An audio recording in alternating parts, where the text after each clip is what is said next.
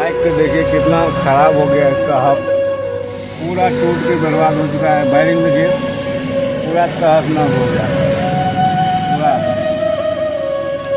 Condition इसका देखिए पूरा ख़राब हो गया। अभी जो है चलने वाला नहीं है, इसको अभी क्या करेंगे, नया रिम इसमें इंस्टॉल करेंगे। इस वजह से भी इसका होप जो है ख़त्म हो गया। गाड़ी है स्प्लेंडर प्लस पुराना मॉडल, जिसमें डालेंगे हम नया रिम एलो व्हील वाला। देखिए ये पूरा फ्रेश है और कंडीशन भी बढ़िया है। तो आप बने रहें और इसको फिटिंग करके आपको दिखाते हैं।